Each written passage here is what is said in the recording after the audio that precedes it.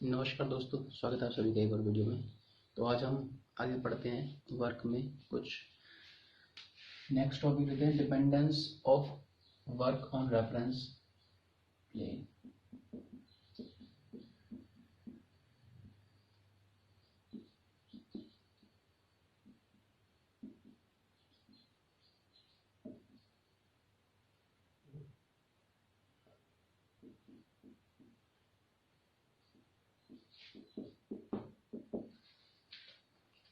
जो वर्क होता है हमारा, वो वर्क डिपेंड करता है रेफरेंस फ्रेम पर। किस तरह से, अभी मैं आपको बताता हूँ।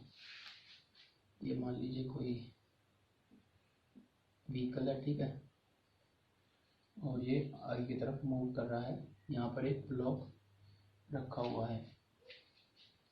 अगर मैं ऑब्जर्वर को इसी के साथ बैठा दूं, यहाँ पर मान लीजिए यहीं पर ऑब्जर्वर बैठा है, ठीक है, तो ऑब्जर्वर भी आगे जा रहा है, ये ब्लॉक भी आगे जा रहा है, और ये व्हीकल भी आगे जा रहा है, ठीक है।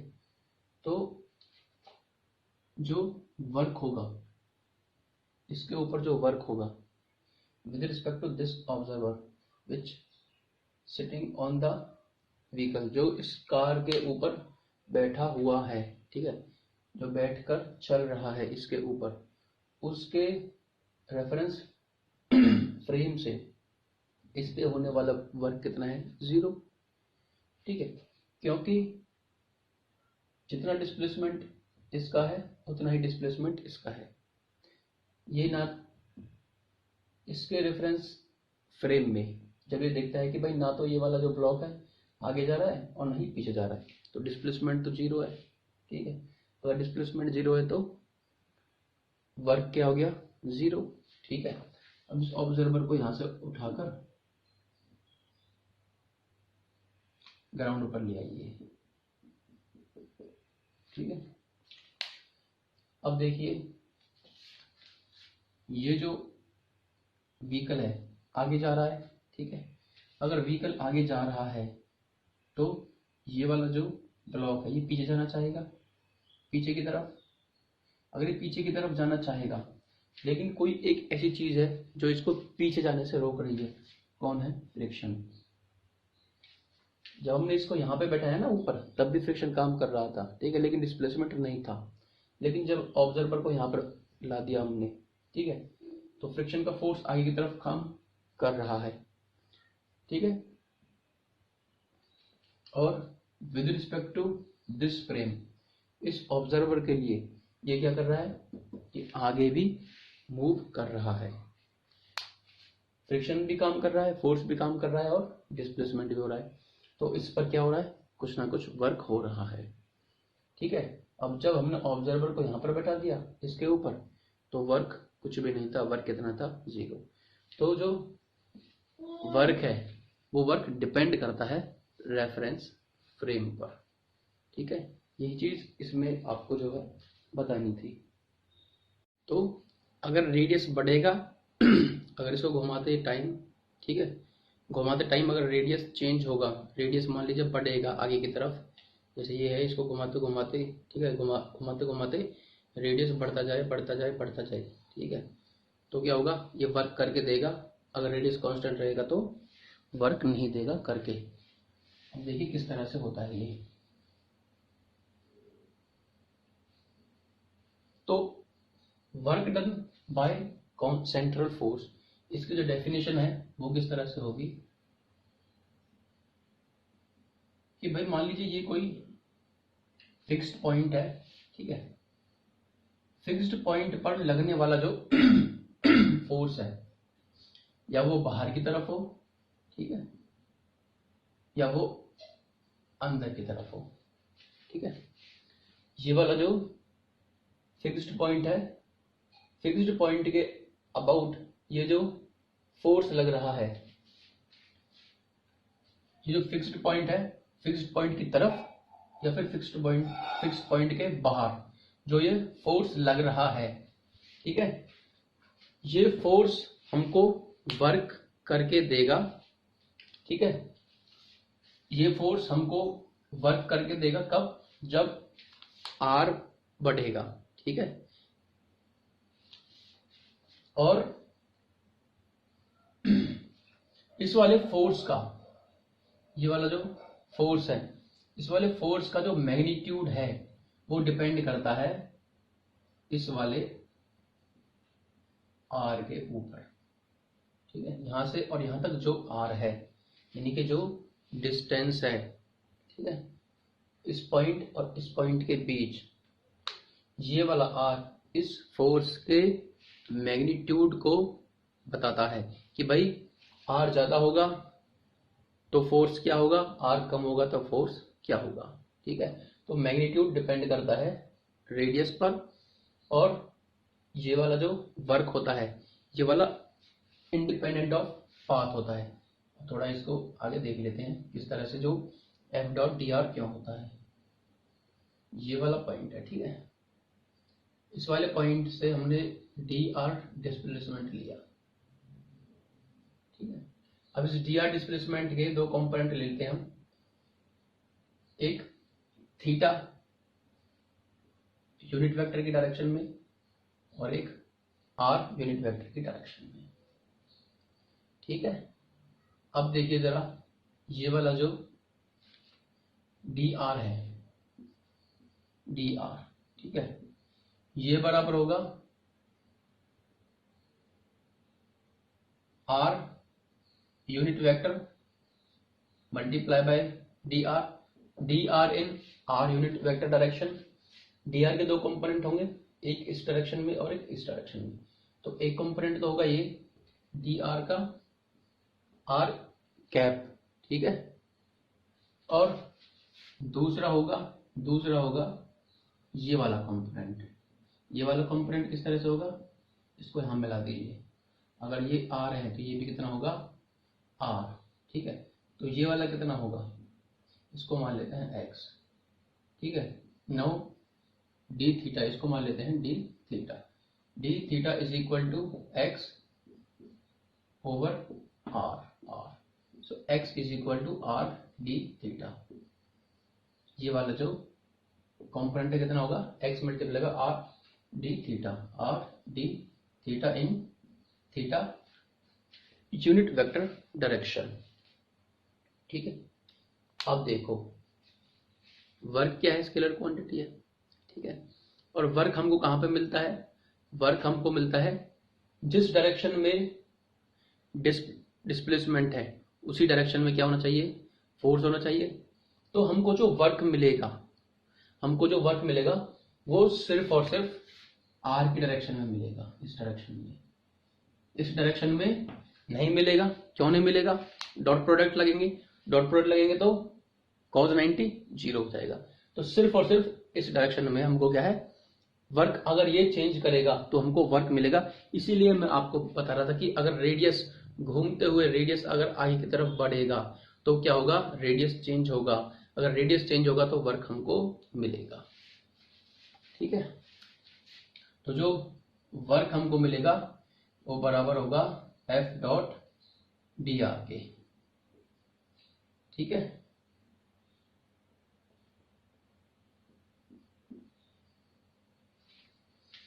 इसीलिए अब यहां पर देखो ये क्या है, डॉट प्रोडक्ट है, तो इसमें एक चीज और होगी क्या, ये फाइनल और इनिशियल पॉइंट के ऊपर डिपेंड करेगा, पाथ के ऊपर डिपेंड नहीं करेगा। मतलब कि इस पॉइंट और इस पॉइंट के बीच डिपेंड करेगा। अगर यहां पर मान लीजिए r1 इज इक्वल टू 0 है तो यहां पर r2 is equal to r मान लेते हैं। ठीक है, तो ये फाइनल और इनिशियल पॉइंट के पर जो है डिपेंड करेगा, ना कि पाथ पर डिपेंड करेगा। ठीक है, तो ये किस पर डिपेंड करेगा, फाइनल और इनिशियल पॉइंट पर। सो r1 से r2 पर ये डिपेंड करेगा। अगर r1 r2 चेंज होगा तो वर्क हमको मिलेगा, चेंज नहीं होगा तो वर्क नहीं मिलेगा। तो यहां से हमको क्लियर हो गया कि भाई जो सेंट्रल फोर्सेस होते हैं, ठीक है, वो क्या होते हैं, पाथ इंडिपेंडेंट होते हैं और रेडियस के ऊपर उनका फोर्स जो है डिपेंड करता है, और रेडियस के चेंज होने से ही उनका जो है वर्क हमको मिलेगा। अब इसी से यहाँ पर एक चीज हमारे पास आती है, मान लीजिए ये वाला कोई सर्कल है, जैसे इसी को मैं भी घुमा रहा था कुछ इस तरह से। रेडियस इसका R1 और R2 यहाँ पर सेम मान लेते हैं, तो इसमें वर्क हमको कुछ भी मिलेगा नहीं, ठीक है, वर्क हमको कुछ भी नहीं मिल रहा। अब यहाँ पर एक बात ध्यान रखिए, आपको पता भी है कि इसमें जो फोर्स लगता है अंदर की तरफ वो क्या है, टेंशन का फोर्स है, जो कि एक कंस्ट्रेंट फोर्स है, ठीक है। कंस्ट्रेंट क्या होता है, जो किसी मोशन, जो फोर्स मोशन कराता है, ठीक है। जैसे कि ये वाला टेंशन है, ठीक है, टेंशन क्या है, कंस्ट्रेंट फोर्स है जिसकी वजह से मोशन हो रहा है, ठीक है। या फिर मान लीजिए ये पुली है, ठीक है, यहाँ पर एक ब्लॉक है, यहाँ पर एक ब्लॉक है, ठीक है, मैं इसमें फोर्स लगाता हूँ नीचे की तरफ तो ये अपने आप ऊपर जाएगा, तो इस पे हम क्या है, कंस्ट्रेंट रिलेशन बनेगा। इस पे मैं फोर्स नीचे की तरफ लगा रहा हूँ तो ये फोर्स ऊपर की तरफ लगा रहा है। कंस्ट्रेंट को हिंदी में मतलब पता नहीं क्या बोलते हैं, मेरे को ध्यान नहीं है। जब हम इस पे नीचे फोर्स लगाएंगे तो ये ऊपर जाएगा, मतलब कि एक तरह से ना ये बंधा हुआ है कि अगर हम इसको नीचे फोर्स लगाएंगे तो ये ऊपर ही जाएगा, अगर हम इस पे फोर्स लगाएंगे तो ये गोल गोल घूमेगा, ठीक है। तो एक तरह से ये कंस्ट्रेंट है, ठीक है, बंधे हुए हैं। अब इसमें बात क्या है कि जो कंस्ट्रेंट फोर्स होते हैं, कंस्ट्रेंट फोर्स से बनने वाला जो वर्क होता है वो कितना होता है, 0 होता है। ये चीज आपको मैंने बता दी भाई, कंस्ट्रेंट फोर्स अंदर की तरफ लग रहा है और यहाँ से जो वर्क हमको मिल रहा है कितना है, 0। यहाँ पर देखो ये नीचे आएगा, ये ऊपर जाएगा, इसमें नीचे वर्क होगा, इसमें ऊपर वर्क होगा, लेकिन नेट वर्क टोटल मिलकर हमारे पास कितना हो जाएगा, 0 हो जाएगा। तो कंस्ट्रेंट फोर्स से बनने वाला जो वर्क है वो क्या होता है, 0 होता है, ठीक है। जितने ज्यादा कंस्ट्रेंट फोर्स है उनसे जो वर्क हमको मिलेगा, अगर हम उनका एडिशन करेंगे तो वो हमको क्या मिल जाएगा, टोटल हमको 0 मिलेगा कंस्ट्रेंट फोर्स से, ठीक है। अब अगर ये सही बात है तो अभी देखते हैं, इसमें एक आपको हम इक्वेशन बनाकर दिखाते हैं कि अगर ये बात सही है तो सही है, तो कैसे सही है। मान लेते हैं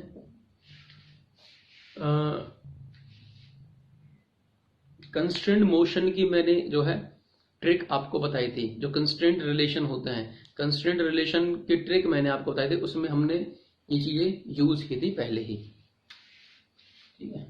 अब देखो ये वाली पुली है, यहाँ पर एक ब्लॉक लटका हुआ है और यहाँ पर एक ब्लॉक कुछ इस तरह से, इसका नीचे की तरफ है डिस्प्लेसमेंट, इसका डिस्प्लेसमेंट यहाँ पर है, इसकी वेलोसिटी मान लेते हैं u, इसकी वेलोसिटी मान लेते हैं v, इसका रिलेशन, ठीक है। आप जाकर कंस्ट्रेंट रिलेशन में देख लेना, मैंने कंस्ट्रेंट रिलेशन में पहले ही करा चुका हूँ, ठीक है। अब यहाँ पर हम इसको निकालते हैं कि भाई अगर हम इसको नीचे खींचेंगे तो ये इधर की तरफ आएगा, कंस्ट्रेंट रिलेशन है, कंस्ट्रेंट फोर्स क्या करेगा, इसको नीचे की तरफ खींचेगा। अब बात क्या है, जब जहां पर कंस्ट्रेंट फोर्स होंगे तो जो वर्क होगा, नेट जो वर्क निकलेगा, वर्क का जब हम एडिशन करेंगे तो किसके बराबर होगा, 0 के बराबर होगा। अब ये बात सही है या गलत है देखते हैं। अब देखो इसमें ऊपर टेंशन लग रहा है, डिस्प्लेसमेंट नीचे हो रहा है नीचे की तरफ, तो टेंशन, तो वर्क क्या होगा, force multiply by displacement cos T dot cos theta, ठीक है, या फिर T dot are, F dot are लिखते हैं ना, टी कॉस थीटा। देखो टेंशन ऊपर है और डिस्प्लेसमेंट नीचे है, तो वर्क निकलेगा टी मल्टीप्लाई बाय कॉस 180 और एक्स बी, ठीक है। अब यहां पर वर्क कितना होगा, यहाँ पर टेंशन इधर की तरफ है, ठीक है, और डिस्प्लेसमेंट है इधर की तरफ। सो ये वर्क 1 मान लेते हैं, ये work 2 is equal to t multiply by cos theta x a. ये वाला डिस्प्लेसमेंट बी है, ये वाला डिस्प्लेसमेंट, सॉरी यार ये इसको ए मान लो आप, यहाँ पर ये ए है, ठीक है। ये डिस्प्लेसमेंट ऑफ ए, ये डिस्प्लेसमेंट ऑफ बी। अब इन दोनों का एडिशन कर देते हैं, इनका एडिशन बराबर होगा 0 के। 0 के होगा तो देखते हैं क्या चीज हमारे पास निकल कर आएगी। cos 180 क्या होता है -1, so minus T x B plus T cos theta x A is equal to 0। ठीक है, कंस्ट्रेंट से क्या होता है, वर्क का जो टोटल वर्क निकल कर आता है वो कितना होता है 0 के बराबर होता है। ठीक है, अब t और t को यहां से हटा दो, नीचे ले जाओ उसके। ठीक है, हमारे पास क्या रह गया x B plus cos theta x A is equal to 0। ये वाला सॉरी माइनस है यहाँ पर। ठीक है, अब इसको उस तरफ ले जाओ, या फिर यहाँ से ना यहीं पे कर लो एक काम, यहीं पे इसको जो है यहाँ से इसको हटाओ और इक्वल कर दो। ठीक है, और t से t को हटा दो, so x b is equal to cos theta x a. अब ये देखो डिस्प्लेसमेंट। ठीक है, डिस्प्लेसमेंट मान लेते हैं यहाँ से यहाँ तक का डिस्प्लेसमेंट है नीचे की तरफ डिस्प्लेसमेंट। ठीक है,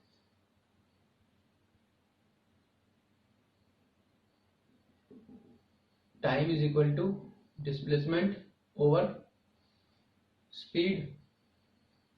ठीक है, तो डिस्प्लेसमेंट कितना हो गया टाइम मल्टीप्लाई बाय स्पीड।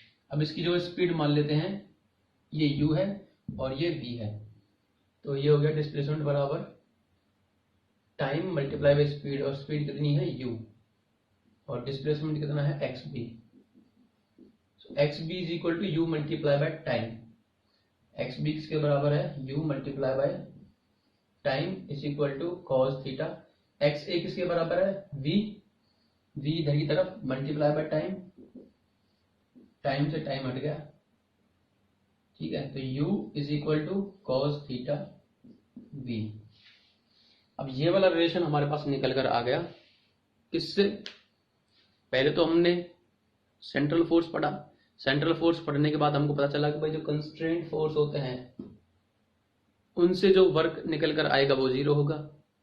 अब हमने ये चेक करने के लिए ये इसमें लगाया तो हमारे पास ये रिलेशन निकल कर आया, और ये रिलेशन हम जो है पहले भी निकाल चुके हैं कंस्ट्रेंट मोशन में। ठीक, कंस्ट्रेंट रिलेशन में ये चीज हम पहले ही निकाल चुके हैं। ठीक है, तो आपको बस यही बात इसमें ध्यान रखनी है, कंस्ट्रेंट फोर्स से जो वर्क बनेगा नेट वर्क 0 के बराबर हो जाएगा। तो आज हमने जो चीजें पढ़ी है वो सेंट्रल फोर्स के बारे में पढ़ाई इस वीडियो में। ठीक है, सेंट्रल फोर्स में मेन चीज आपको ध्यान रखनी है, अगर बॉडी घूम रही है और उसमें रेडियस अगर उसका चेंज होगा तो वर्क हमको मिलेगा। उसके बाद कंस्ट्रेंट फोर्स से बनने वाला वर्क क्या है 0, और उससे हमने एक छोटा सा रिलेशन निकाला है चेक करने के लिए भी क्या ये बात सही है या फिर गलत है। उम्मीद करता हूं आपको, और उससे पहले हमने एक चीज और पढ़ी थी, क्या जो वर्क होता है वो फ्रेम ऑफ रेफरेंस पे डिपेंड करता है। अगर हम ऑब्जर्वर को जो मान लीजिए ये वाला कोई ऑब्जेक्ट है, ठीक है, और ये वाला जो है एक्सेलरेटेड है, ठीक है, एक्सेलरेटेड है, और हमने ऑब्जर्वर को यहीं पर बैठा दिया इसके साथ, तो ऑब्जर्वर को दिखेगा कि भाई कुछ भी क्या है इस पर वर्क नहीं हो रहा है। लेकिन अगर हम ऑब्जर्वर को यहां से उठाकर, ठीक है, नॉन इनर्शियल फ्रेम पर रख देंगे, इनर्शियल फ्रेम और नॉन इनर्शियल फ्रेम वाली बात ही आ गई। ठीक है, ऑब्जर्वर को अगर हम ग्राउंड पर बैठा देंगे, अगर ऑब्जर्वर को हम ग्राउंड पर बैठा देंगे तो वो देखेगा भाई इस पे कुछ ना कुछ वर्क हो रहा है। क्यों? क्योंकि फ्रिक्शन लग रहा है इधर की तरफ, ठीक है, और डिस्प्लेसमेंट भी क्या है हो रहा है, और ये क्या है वर्क जो है बढ़ता ही जाएगा क्योंकि डिस्प्लेसमेंट क्या होगा बढ़ता जाएगा। तो ये तीन चीजें हमने इस वीडियो में कवर की हैं। उम्मीद करता हूँ आपको वीडियो समझ में आ गई होगी। अगर आपको वीडियो अच्छा लगे तो वीडियो को लाइक कीजिए, चैनल को सब्सक्राइब कीजिए और शेयर कीजिए सभी स्टूडेंट्स के साथ। वीडियो देखने के लिए धन्यवाद।